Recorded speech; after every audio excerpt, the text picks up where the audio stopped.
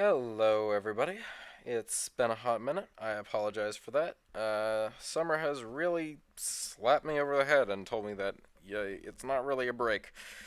And other than that, I've also just not been motivated to be making videos recently. On the contrary, I've actually been super motivated to work on the game itself, but not the videos. So, let's hop right in. I have a bunch of stuff to show off, and some information on the Voyager release, which will hopefully be coming sooner rather than later, but I've learned that it's mostly futile to come up with deadlines for myself, so yeah, it'll be coming when it's coming, lol. Anyways, so we're on the menu. We click the new game, you'll notice we now have an option to choose our ship. We've got the Voyager, obviously, and the newly revamped and re-implemented AC-220. I gave this thing a full makeover and just completely redid a lot of the internal systems in order to work with the new, more extensible, less horrendously painful ship base. God damn it. Now, the ship base is still in development, and I'm still working on making the generics and the base files. And as I am working on adding the third ship for that will maybe be in the Voyager release, pretty unlikely. It's basically just an updated version of the ship from the original version of the game.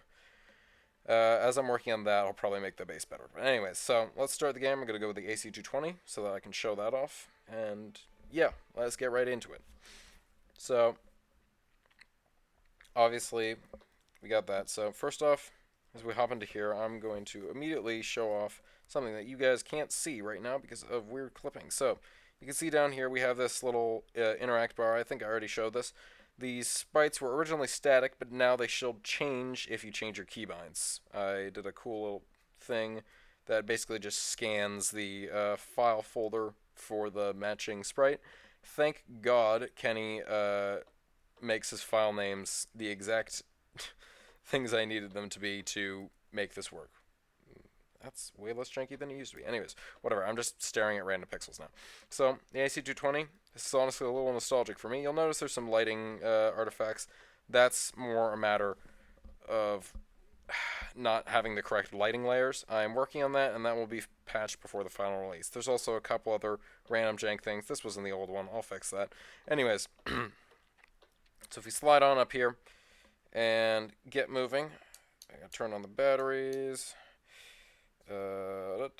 RCM pressurize and the LNR.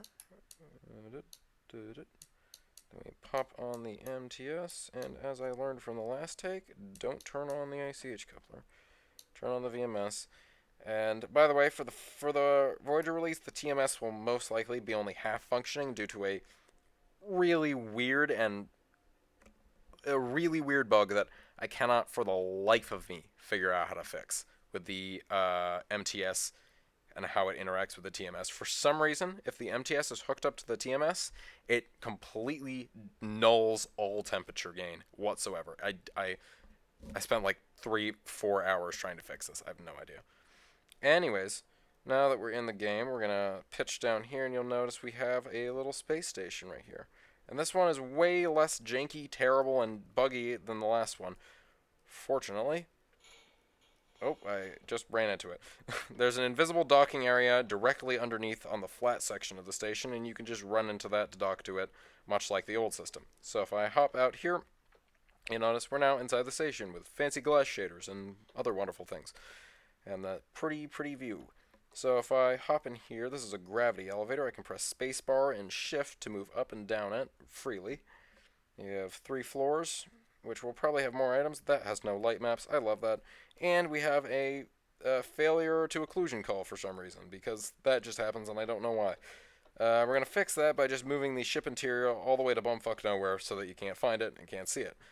Anyways, if we move down here, we have this little robot guy. He's a silly little goober and looks the part too. If we right-click on it, you'll notice it's a shop, a vendor. Wow, and you'll also notice that the inventory has had a bit of a facelift, and that's because it's not the inventory, it's the PDA. So yeah, the tab now opens the PDA, which is now not just the inventory. It contains the inventory, an info tab, and the console. It will probably contain more later, but for now, this is what it has. The inventory, pretty bog standard stuff. It's got some controls. It's got the inventory. Crazy. You all know it. You all hopefully love it. And that's it. If we go to info, we have information on the amount of credits stored, your ship name, which doesn't update. I'm going to fix that. The number of planets you've explored, which does update. I'm very proud of that one. Not really, but the build version, which also doesn't update, and some debug data like your position and your rotation and other stuff. And also there's this console with a bunch of random debug commands that I'm keeping that will be kept in for the Voyager release, so that in case you guys get stuck or you guys want to do some silly stuff, you can mess around with that. This is just generally meant to help me with debugging and other stuff. So if we go up to this guy, right click on him, you'll notice he has wares if you have coin. Unfortunately, we do.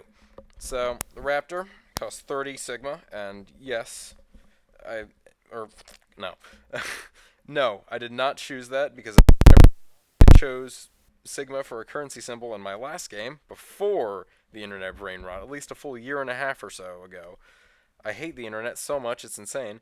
Anyways, you can see it costs $30 Dollarinos. We have 100, so if we right click, or if we click on this, we can pick it up and purchase it. So now we have 70 credits.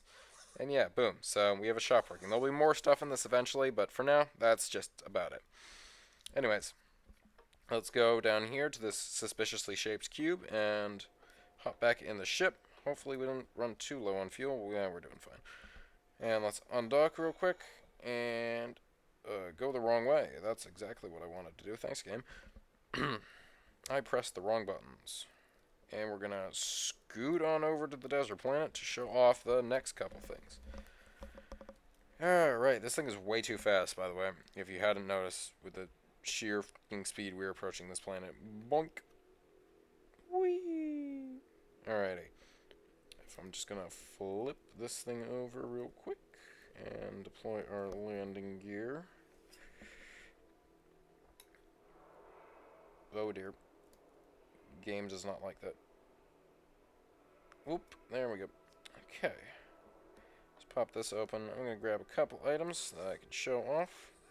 Some adjustments that have been made in this update. Boop, boop, boop, boop, boop, boop.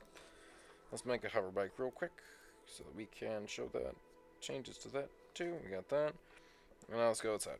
So, you notice there's a little bit of jank there. That was because when we exit the ship, we get close enough to the planet to regenerate a higher resolution, which temporarily, for like 1 or 2 frames, disables collision, causing the ship to clip through just a little bit. Right now it didn't, but usually it will, so I'm definitely going to want to fix that. Probably, I've got some ideas for that, but anyways. As you can see, we have this new item, the Wayfinder Marker. This is, as it says, a simple radio beacon designed to function in tandem with most standard VMSs and ships. It marks its location in space with a range of 1,000 meters, although the range is not implemented yet. Get used to hearing that a lot.